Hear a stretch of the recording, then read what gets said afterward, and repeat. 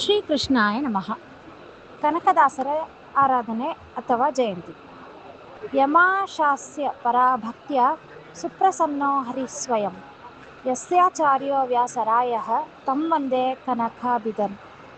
ಇವರ ಜನ್ಮನಾಮ ತಿಮ್ಮಪ್ಪ ನಾಯಕ, ಆದರೆ ಕನಕಪ್ಪ ನಾಯಕ ಎಂದು ಪ್ರಸಿದ್ಧಿಯಾಗಿದೆ. ಅಂಕಿತ ನಾಮ ಬಾಡದ ಆದಿಕೇಶವ ಅಥವಾ ಕಾಗಿನೆಲೆ ಆದಿಕೇಶವ. ಜನ್ಮದಿನ ಕಾರ್ತಿಕ ಬಹುಳ ತೃತೀಯ. ಕಾಲ 1508 1606, 1508 to 1606. ಇವರಿಗೆ ಆಶ್ರಯ ನೀಡಿದವರು ವ್ಯಾಸರಾಜರು. ಜನ್ಮಸ್ಥಳ ಬಾಡ, ನಿರ್ಮಾಣ ಸ್ಥಳ ಕಾಗಿನೆಲೆ.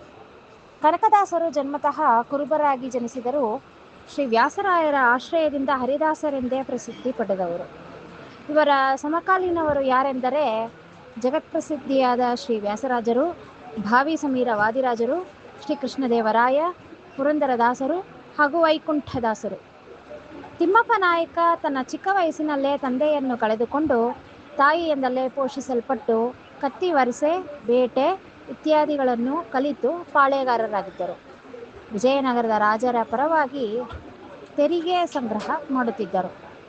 ಒಮ್ಮೆ ಭೂಮಿಯನ್ನು ಅಗೆದಾಗ ಇವರಿಗೆ ಭಾರೀ ನಿಧಿ ಸಿಕ್ಕಿತು. ಅದರಿಂದ ತಿಮ್ಮಪ್ಪ ಕನಕಪ್ಪನಾದ. ಕಾಗಿನೆಲೆಯಲ್ಲಿ ಕೇಶವನ ದೇವಸ್ಥಾನ ಕಟ್ಟಿಸಿದರು. ಉಳಿದ ಹಣವನ್ನು ದಾನ ಮಾಡುತ್ತಿದ್ದರು. ಆದರೂ ಕೂಡ ವಿಜಯನಗರದ ರಾಜ್ಯದ ಕೆಲಸ ಮಾಡುತ್ತಿದ್ದರು. ಕನಕನ ವೈರಾಗ್ಯ ಹೇಗಿತ್ತೆಂದರೆ, ಕಾಗಿನೆಲೆ ಆದಿಕೇಶವ ಅವರ ಕನಸಿನಲ್ಲಿ ಬಂದು ಹಲವು ಸಾರಿ ದಾಸನಾಗು ಎಂದರೂ ಇವರು ಒಪ್ಪಲಿಲ್ಲ. ಅವರ ಹೆಂಡತಿ ಮತ್ತು ತಾಯಿ ನಿಧನರಾದರೂ ವೈರಾಗ್ಯ ಬರಲಿಲ್ಲ. ಒಮ್ಮೆ ತಿಮ್ಮಪ್ಪ ನಾಯಕರು ವಿಜಯನಗರ ಸಾಮ್ರಾಜ್ಯದ ಪರವಾಗಿ ಯುದ್ಧ ಮಾಡುತ್ತಿದ್ದಾಗ ಶತ್ರುಪಡೆಯಿಂದ ಇವರಿಗೆ ಭಾರೀ ಆಘಾತವಾಯಿತು. ಕತ್ತಿಯೂ ಕೆಳಗೆ ಬಿದ್ದಿತು. ಬಹಳ ಏಟು ಬಿದ್ದಿದ್ದರಿಂದ ರಕ್ತಸ್ರಾವ ಆಗುತ್ತಿತ್ತು.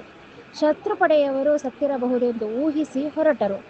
ಆಗ ಆದಿಕೇಶವನು ಒಬ್ಬ ಸಾಮಾನ್ಯ ಮನುಷ್ಯನಂತೆ ಬಂದು ಅವನ ಆರೈಕೆ ಮಾಡಿ ತಾನು ಆದಿಕೇಶವ ಎಂಬ ವಿಷಯ ತಿಳಿಸುತ್ತಾನೆ. ನಂತರ ತಿಮ್ಮಪ್ಪ ನಾಯಕರು ಕಾಗಿನೆಲೆಗೆ ಬಂದಾಗ ಆದಿಕೇಶವನು ಅವನ ಕನಸಿನಲ್ಲಿ ಬಂದು, ನೀನು ವ್ಯಾಸರಾಜರ ಬಳಿಗೆ ಹೋಗಿ ದಾಸತ್ವ ದೀಕ್ಷೆ ಪಡೆಯಲು ಅದರಂತೆ ಹೊರಟು ಅವರು ವ್ಯಾಸಸಮುದ್ರ ನಿರ್ಮಾಣದಲ್ಲಿದ್ದ ಶ್ರೀ ವ್ಯಾಸರಾಯರ ಭೇಟಿಯಾಗಿ ಹರಿದಾಸತ್ವ ಸ್ವೀಕರಿಸಿದರು. ಇವರ ಕೃತಿಗಳು ಹಲವಾರು ಇದ್ದವು. ಅದರಲ್ಲಿ ನಳಚರಿತ್ರೆ, 481 ಪದ್ಯಗಳು, ನಳ ದಮಯಂತಿ ಕುರಿತಾದ ಕಥಾಚಿತ್ರಣ, ಹರಿಭಕ್ತಿ ಸಾರ, 110 ಪದ್ಯಗಳ ಭಾಮಿನಿ ಷಟ್ಪದಿಯ ಹರಿಸರ್ವೋತ್ತಮ ಸಾಧಕ ಕೃತಿ, ನೃಸಿಂಹಸ್ತವ, ಇದು ಸದ್ಯಕ್ಕೆ ಸಿಗುತ್ತಿಲ್ಲ ಎಂದು ಹೇಳುತ್ತಾರೆ, ರಾಮಧಾನ್ಯ ಚರಿತ್ರೆ. ಪ್ರಾಮುಖ್ಯತೆಯಲ್ಲಿ ರಾಗಿ ಹೆಚ್ಚೋ ಅಕ್ಕಿ ಹೆಚ್ಚೋ ಎಂದು ಶ್ರೀರಾಮಚಂದ್ರನ ಮುಂದೆ ಹೋದಾಗ ರಾಮಚಂದ್ರ ರಾಗಿಯೇ ಅಕ್ಕಿಗಿಂತ ಹೆಚ್ಚು ಉಪಯೋಗ ಎಂದು ಹೇಳಿದ್ದಾರೆ. ಮೋಹನ ತರಂಗಿಣಿ, ಸುಮಾರು 42 ಸಂಧಿಗಳಿರುವ 2798 ಪದ್ಯಗಳಿವೆ. ಬೃಹತ್ ಶ್ರೀ ಕೃಷ್ಣ ಕಥೆ. ಕನಕದಾಸರು ಕೃಷ್ಣ ಚರಿತ್ರೆಯನ್ನು ಹೇಳುತ್ತಾ ತಮ್ಮ ಆದಿರಾಜ ಕೃಷ್ಣದೇವರಾಯನನ್ನೇ ಕೃಷ್ಣನಿಗೆ ಹೋಲಿಸುತ್ತಾರೆ. ಅವರ ದ್ವಾರಕಾಪುರಿ ಸ್ವಯಂ ವಿಜಯನಗರವೇ ಆಗಿರುವುದು ಇತಿಹಾಸದಿಂದ ತಿಳಿದು ಬರುತ್ತದೆ. ಮೋಹನ ತರಂಗಿಣಿ ಅಥವಾ ಕೃಷ್ಣಚಾರಿತೆ ಎಂಬ ಈ ಕಾವ್ಯದಲ್ಲಿ ಕನಕದಾಸರು ಸಮಕಾಲೀನ ಜೀವನ ಚಿತ್ರಗಳನ್ನು ಹಾಗೂ ಪೌರಾಣಿಕ ಕಥೆಗಳನ್ನು ಅಚ್ಚ ಕನ್ನಡದಲ್ಲಿ ನಿರೂಪಿತವಾಗಿದೆ. ಮುಂಡಿಗೆಗಳು, ದೇವರ ನಾಮ ಸ್ವರಿ ಸುಮಾರು 300ಕ್ಕೂ ಹೆಚ್ಚು, ತತ್ವಪದಗಳು ಹಲವಾರು ಇವೆ. ಇವರ ಸಾಹಿತ್ಯ ಬಲು ಕ್ಲಿಷ್ಟ. ಅದರ ಅಧ್ಯಯನ ಮಾಡಲು ಶಾಸ್ತ್ರದ ಅಧ್ಯಯನ ಮಾಡಬೇಕು. ಬಹಳ ಅರ್ಥಗರ್ಭಿತವಾಗಿರುತ್ತದೆ. ಸಾಮಾನ್ಯರಿಗೆ ಅರ್ಥ ಆಗುವುದು ಅವರ ಪಾದಲಾಲಿತ್ಯ. ಧನ್ಯವಾದಗಳು.